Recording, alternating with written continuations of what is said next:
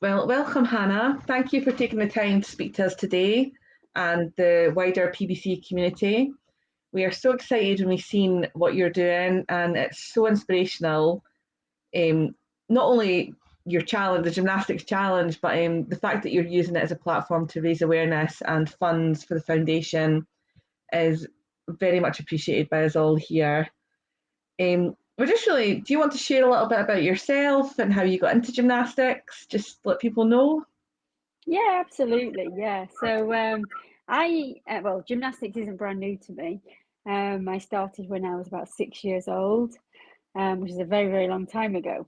And I did it up till the age of about 15, something like that. And in my eyes, then it was finished and it was done and dusted. And I think, back in sort of 1980s, gymnastics was very much, a sport for kids. And you'd have your pigtails and your leotard on, and you'd be running around, and it was always classed as a sport for children, really. And I gave up the sport when I was about 15, and just got on with my life, and school, work, and all those things kind of take over then, don't they? And then in 2019, I was part of a sort of a property training course, basically, and the people on the course had set themselves a challenge to raise some money for a charity. And it was a charity called Operation Smile. I don't know if you've ever heard of it, but it's really around trying to fund operations for children with facial deformities like cleft palates and things. And everybody had sort of agreed to do a marathon. And being honest with you, Jackie, I'm not a fan of running. I really don't enjoy running. Never have done, really. And I thought, gosh, I really want to feel part of this and, raise some money for the charity, but I'm not a runner, and I wouldn't really enjoy doing it. So I thought, oh, what could I do instead? So that kind of took me back to thinking, well, 35 years ago, I was able to do, roly-polies on a mat. And I just thought, well, maybe, I don't know, maybe I could just have a go at doing some gymnastics. So that's what I did. I joined a local sort of gymnastics club. And it's weird because I didn't know at the time that there was a sort of new community of adult gymnasts. I didn't even know adults did gymnastics. It was always thought in my mind it was just for kids. But there was an adult gymnastics class on just once a week, and I thought, well, give it a try. So I did, and I ended up competing in the British Championships in 2019 for the over 45s category in artistic gymnastics, which is the asymmetric bars, the beam, the floor, and the vault. Because sometimes people get confused over what type of gymnastics it is, because there's rhythmic gymnastics as well with the ribbons and the balls and all of that. And I've never really done any of that before, so it was artistic.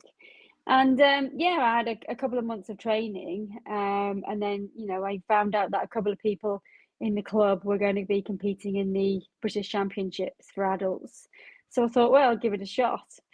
And yeah, it was really a great experience, and I ended up winning my category, which was fantastic. I was just over the moon because I'd always thought in my mind that my gymnastics career, if you like, was over a very, very long time ago. But clearly I'd been able to rejuvenate it and get back into it. And although it's a very different level when you're older, and I would say that as you do get older, it definitely gets harder.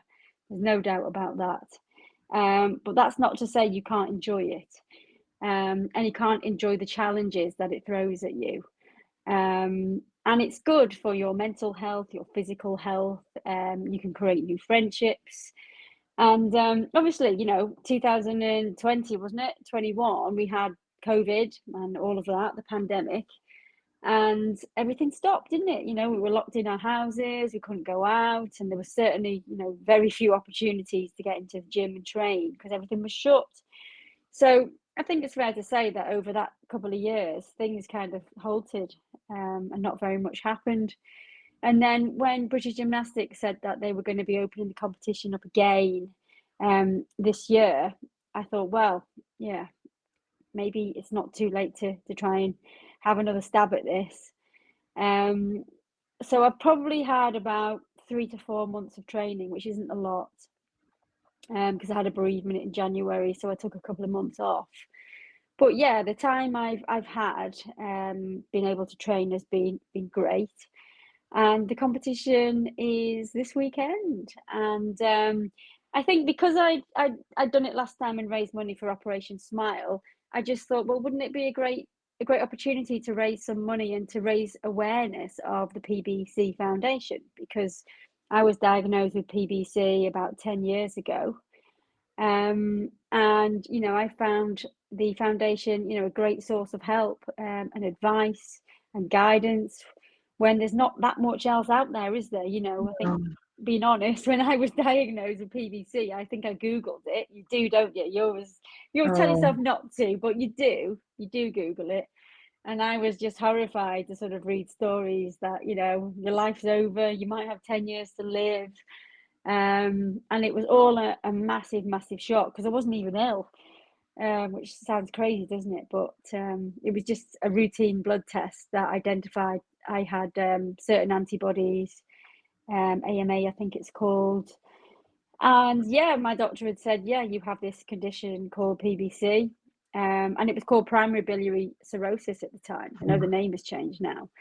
But then you start looking up cirrhosis and you read about alcohol, and I don't actually really drink. So I was like, well, I don't really drink. How come I might have cirrhosis? And all these questions and myths, you know, need to be dispelled and answered, really, don't they? So yeah, in a nutshell, I just thought it would be great to raise some awareness for the PBC Foundation, and if possible, you know, raise some money and inspire, you know, other people, male or female, just to start thinking about becoming active if they're not, because it really can change your quality of life. And, you know, being honest, some days, you know, I'll get out of bed and I'm like, you know, bent over and I feel stiff and I don't feel particularly supple. And, you know, you probably think I was, you know, an older lady, maybe 30 years older, because I do struggle in the mornings with stiffness and body aches, and some of that is a symptom of PBC. But what I've often found is that, you know, just by moving more, with a bit of persistence, you know, you can start to feel better. When you move, when you use your body, when you use your joints, you know, the muscles, and, you know, the fatigue tends to dissipate a little bit, because you've got the endorphins, you're active, you're out and about, you're doing stuff.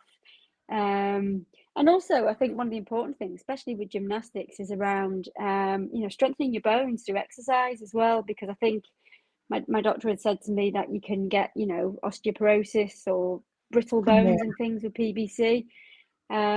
So doing sort of weight bearing exercise, even if it's a small amount, like, you know, yoga, because I do a little bit of yoga as well, it can make a world of difference to your physical health. And I guess if people out there can see a near 50-year-old woman, which I am, nearly 50 next year, doing some gymnastics, then it might just inspire them to just give something a try, even if it's a walk in the park or a run around the block, whatever it might be, because those little things can make such a difference to your well-being, and make you feel better, really. And No, it's very impressive. we can do that. We've achieved something, haven't we?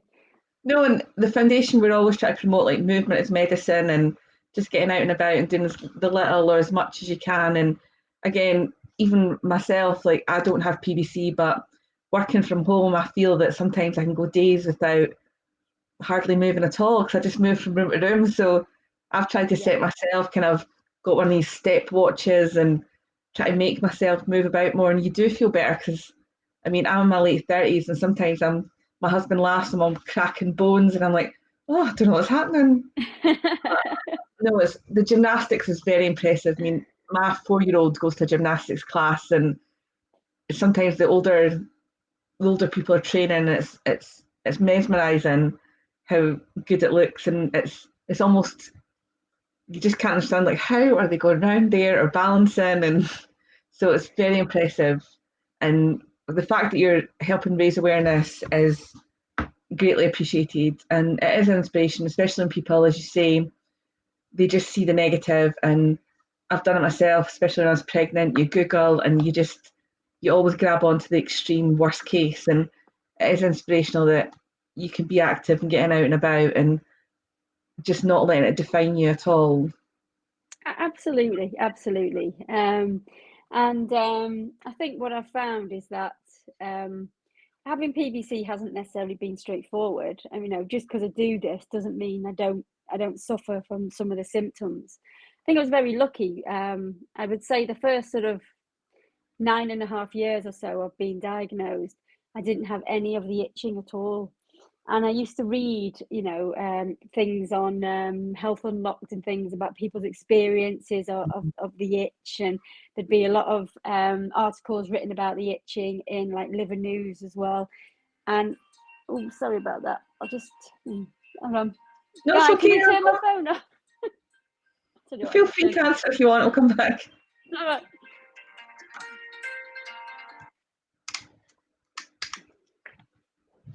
Sorry about that. You have to cut that bit out. I'll ring them back. That's fine. We'll get that edited out. Yeah. I've lost my train of thought now. What was I saying? About the itch. The itch, that was it. Yes. So I'll start that bit again.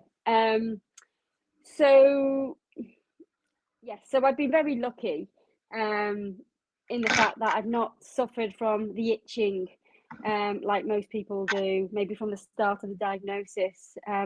Had about, really sorry about this. I'll have to just turn it off.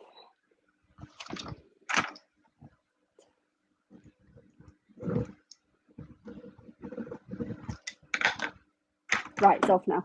Right. So I've been quite lucky in the fact that I haven't had too many problems with the itching. So for maybe the first 9.5 years of having PBC, no itching at all.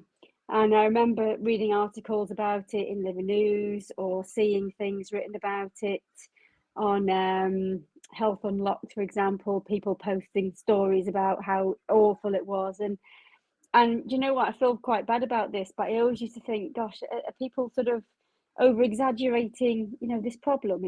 It's just an itch. Is it really that terrible? Or, because I didn't have it. And then in January this year, it all just came from nowhere. And it's been horrendous. And I've started to realize, that some of the problems that people have with this are really, really true. They're real, and people are suffering. But unless you go through that yourself, you don't always appreciate it, do you?